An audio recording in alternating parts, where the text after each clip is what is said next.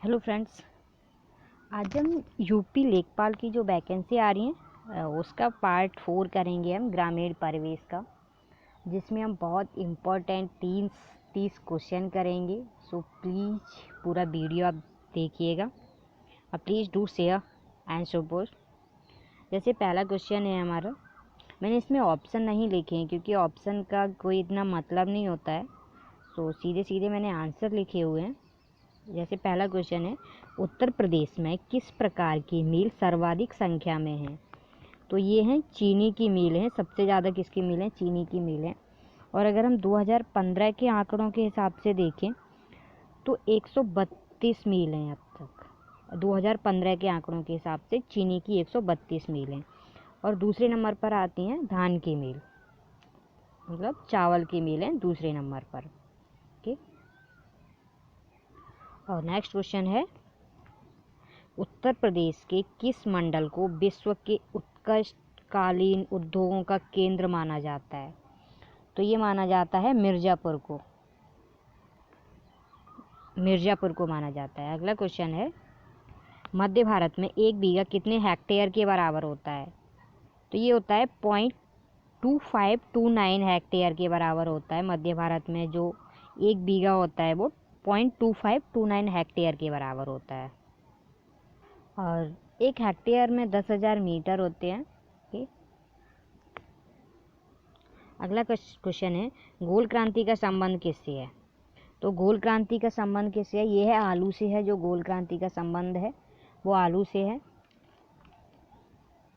और ये 16वीं शताब्दी थी, उसमें जो आलू है, आलू भारत में जो पुर्तगाल से आया। आलू कहाँ से आया? पुर्तगाल से आया। भारत में बहुत सारी चीज़ें जो पुर्तगाल से आई हैं, उनमें से आलू भी है जो पुर्तगाल से आया है। लेकिन इसमें ये है कि जो पुर्तगाल से आलू आया था वो था ग्रीष्मकालीन आलू होते हैं, वो था जो पुर्तगाल से आलू आता था। लेकिन जो अभी हमारे यहाँ होता है वो तो शीतकालीन आलू होता है, जिसको हम सर्दियों में ही होता है ना, वो आलू तो शीतकालीन होता है। तो हमने उसको चेंज कर लिया है या जो भी है, लेकिन आलू आया था पुर्तगाल से और वो ग्रीष्मकालीन आलू था। ओके, अगला क्वेश्चन है, पर्यावरण सुरक्षा अधिनियम कब बनाया गया? तो पर्यावरण सुरक्षा अधिनियम 1986 में बनाया गया है, पर्यावरण सुरक्षा अधिनियम। अगला क्वेश्चन है कि कौशल किस फसल की उन्नत फसल है? कौशल तो वो है मूंगफली की। और मूंगफली की बात करें तो सबसे ज़्यादा चीन, दूसरे नंबर पर भारत में उगाई जाती है ये। और भारत में अगर देखें तो सबसे ज़्यादा मूंगफली होती है हमारे गुजरात में। सबसे ज़्यादा मूंगफली गुजरात में होती है भारत में। अगला क्वेश्चन है, ऑपरेशन फ्लड, फ्लड लिखा हुआ है यहाँ पे। ऑपरेशन जो फ्लड था कार्यक्रम को किसने शुरू किया था?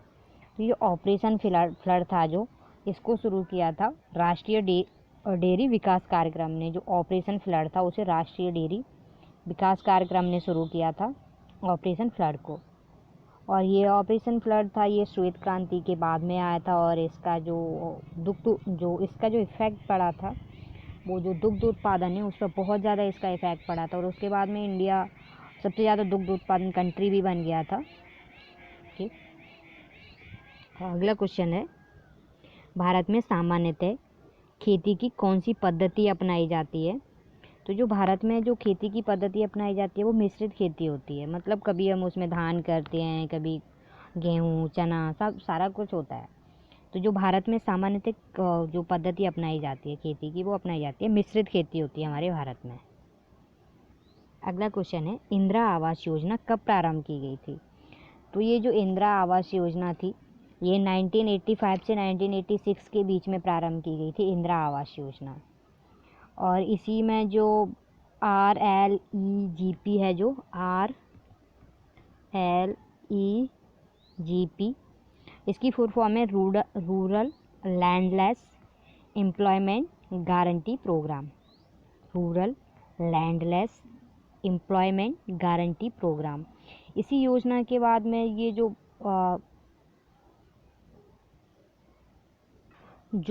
RLEGP योजना थी, इसी को हटा के जो IAY इंदिरा गांधी आवास योजना है वो लाई गई थी। और जो इंदिरा गांधी आवास योजना है उसका उद्देश्य होता है कि जो SC/ST या जो SC/ST समुदाय के लोग हैं, या जो मुक्त बधुआ मजदूर जिन्हें मुक्त कराया गया, और जो बधुआ थे कभी लेकिन उन्हें बाद में मुक्त करा दिया गया है। उन्हें इस योजना के माध्यम से ग्रामीण क्षेत्रों में आवास उपलब्ध कराना होता है, ग्रामीण क्षेत्रों में आवास उपलब्ध कराना। ओके, और इसी में आगे चल के जो JRY जवाहर रोजगार योजना थी उसको इसी में मर्ज कर दिया गया है बाद में। और ये जो IAY है, IOY को जो 2014 में ख़त्म किया गया है, आके जब प्रधानमंत्री आवास योजना शुरू हुई है उस टाइम आके इसको ख़त्म किया गया है। अगला क्वेश्चन है, सामाजिक वानिकी कार्यक्रम का उद्देश्य किससे है? तो जो सामाजिक वानिकी होती है उसका जो उद्देश्य है वो है जो वृक्षारोपण होता है, वृक्षारोपण से है। और वृक्षारोपण भी जैसे कि बहुत बार देखा होगा, रोड के साइड में जो पेड़ लगे होते हैं वो रेल की पटरियों की जो बगल में जो भी पेड़ वगैरह होते हैं उससे है, पार्कों से है। तो जो सामाजिक वानिकी उसका मतलब है वृक्षारोपण से। अगला क्वेश्चन है, भारत में हरित क्रांति का सबसे ज़्यादा प्रभाव किस राज्य पर पड़ा? तो जो हरित क्रांति थी, इसको मैंने पहले भी एक बार बताया आपको हरित क्रांति के बारे में। हरित क्रांति 1986 में शुरू की गई थी और ये सबसे पहले जो विलियम गार्ड और जो हमारे इंडिया में शुरू की थी वो थे MS स्वामीनाथन, उन्होंने इसे शुरू की थी। तो जो इसका इफ़ेक्ट पड़ा था वो सबसे ज़्यादा इफ़ेक्ट पड़ा था उत्तर प्रदेश पर, उत्तर प्रदेश, दूसरा पंजाब, मतलब हम कह सकते हैं कि उत्तरी भारत पर, जो भी हमारा पश्चिमी भारत था उस पर ज़्यादा इफ़ेक्ट पड़ा था। उसमें सबसे पहले उत्तर प्रदेश, पंजाब, हरियाणा को ज़्यादा लाभ हुआ था।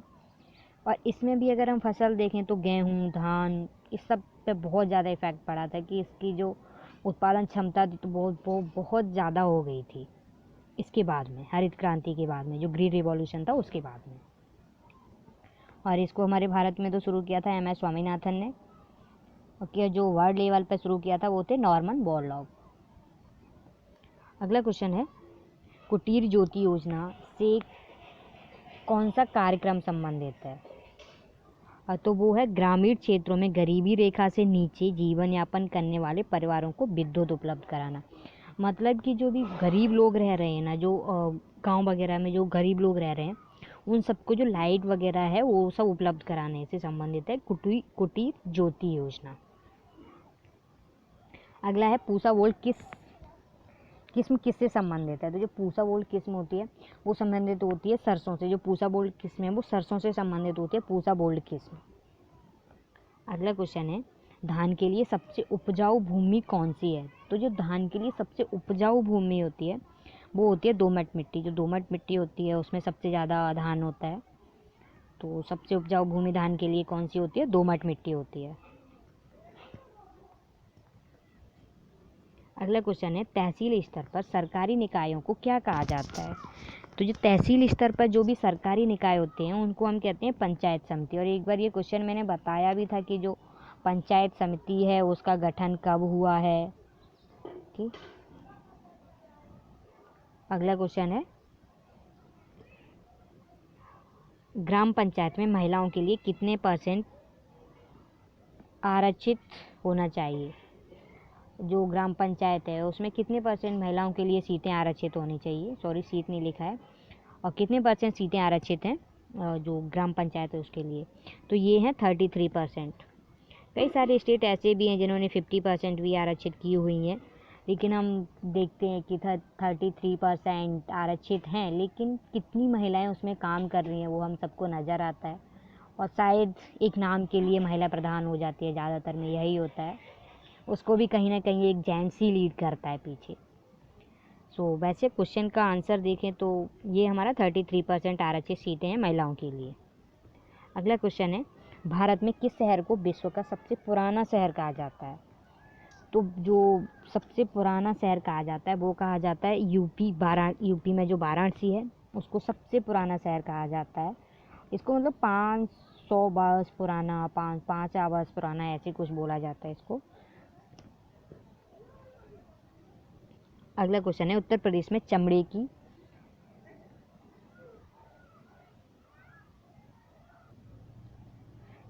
की वस्तुओं, सॉरी ये नहीं होगा यहाँ पे, चमड़े की वस्तुओं के लिए प्रसिद्ध ज़िले कौन से हैं? तो जो उत्तर प्रदेश में चमड़े की वस्तुओं के लिए जो फेमस ज़िले हैं वो एक आगरा है और दूसरा है कानपुर। और कानपुर को तो लेदर सिटी के नाम से भी जाना जाता है, कानपुर को लेदर सिटी के नाम से जाना जाता है कानपुर को। ओके, अगला क्वेश्चन है, भारत की जनगणना 2011 के अनुसार उत्तर प्रदेश का प्रति वर्ग किलोमीटर घनत्व क्या है? तो ये 2020 बाई मिस्टेक लिखा हुआ है यहाँ पे, ये हमारा होगा, इसमें होगा ये 829। कितना होगा? 829 होगा। वो भी अगर हम सबसे ज़्यादा की बात करें तो सबसे ज़्यादा कहाँ है? यूपी में गाज़ियाबाद में है, और उसमें भी उसमें कितना है? 3971 है, गाज़ियाबाद में 3900। और अगर सबसे कम की बात करें तो सबसे कम है ललितपुर में, 242 है, 242 है ललितपुर में। सबसे ज़्यादा है गाज़ियाबाद में 3971, और कितना है ये? 829 है। ये 829 प्रति वर्ग किलोमीटर है जनसंख्या घनत्व तो 2011 की जनगणना के अनुसार। ओके, अगला क्वेश्चन है, मक्का की पत्तियों के शीर्ष का सफ़ेद होना किसका सूचक होता है? तो जो मक्का होती है उसकी जो पत्तियां होती हैं वो सफ़ेद हो जाती हैं, तो वो होती हैं जो जैडन होता है, जिंक होता है, और जिंक जैडन जिसका 30 होता है नंबर, जिंक की कमी के कारण हो जाती हैं। जो मक्का की पत्तियां सफ़ेद हो जाती हैं वो जिंक की कमी के कारण होती हैं। अगला क्वेश्चन है, सर्वाधिक कार्बोहाइड्रेट किस खाद्यान्न में पाया जाता है? तो जो सबसे ज़्यादा कार्बोहाइड्रेट होता है वो पाया जाता है मक्का में, सबसे ज़्यादा कार्बोहाइड्रेट पाया जाता है मक्का में। ओके, अगला क्वेश्चन है, थायमीन की सर्वाधिक मात्रा वाला फल कौन सा है? तो थायमीन होते हैं और वो सबसे ज़्यादा होती है काजू में, होती है सबसे ज़्यादा थायमीन। अगला क्वेश्चन है, प्रतिवर्ष भारत में कितना कृषि का कूड़ा और खरपतवार निकलता है? तो ये निकलता है 350 टन हर एक वर्ष। अगला क्वेश्चन है, कौन सी रूट क्रॉप नहीं है? तो रूट क्रॉप ईख नहीं है, और रूट ईख होती है वो रूट क्रॉप नहीं होती है। अगला क्वेश्चन है, परिक्षेत्रीय मृदा को और क्या कहते हैं? तो ये परिक्षेत्रीय मृदा होती है, इसको ट्रांसपोर्टेड मृदा भी कहते हैं। ट्रांसपोर्टेड मृदा, जो परिक्षेत्रीय मृदा ट्रांसपोर्टेड मृदा के नाम से भी जानी जाती है। अगला क्वेश्चन है, सेब के फल में लाल रंग का कारण क्या होता है? जो सेब होता है वो लाल होता है, किसके कारण होता है? ये आपका बायो का क्वेश्चन भी हो सकता है। तो जो सेब होता है वो एंथोसायनिन के कारण होता है लाल, एंथोसायनिन के कारण लाल होता है सेब का रंग। अगला क्वेश्चन है, भारत में मक्का की फसल किसके आने से आई है? जो मक्का है वो मतलब भारत में कौन लेके आए हैं? तो भारत में मक्का को वही पुर्तगाली लाए हैं। ज़्यादातर आलू, मक्का, ये बहुत सारी चीज़ें हैं जो ये पुर्तगालियों के द्वारा आई हैं। अगला क्वेश्चन है, हरा सोना किसे कहते हैं? तो जो अफीम होती है ना, अफीम की खेती भी होती है, अफीम होती है उसको कहते हैं हम हरा सोना। हरा सोने के नाम से क्या जाना जाता है? अफीम हरा सोना के नाम से जाना जाता है। नेक्स्ट क्वेश्चन है, फलों का राजा किसे कहते हैं? तो जो फलों का आम, आप सुना होगा आपने, जो आम होता है उसको हम फलों के राजा के नाम से जानते हैं, आम को फलों का राजा। और आज का हमारा लास्ट क्वेश्चन है, फलों की रानी किसे कहते हैं? अब भाई राजा है तो रानी भी होगी ना, तो फलों की रानी कहते हैं लीची होती है, जिस लीची ने बिहार में बहुत ज़्यादा प्रॉब्लम क्रिएट कर दी थी। जो लीची होती है वो फलों की रानी होती है, लीची।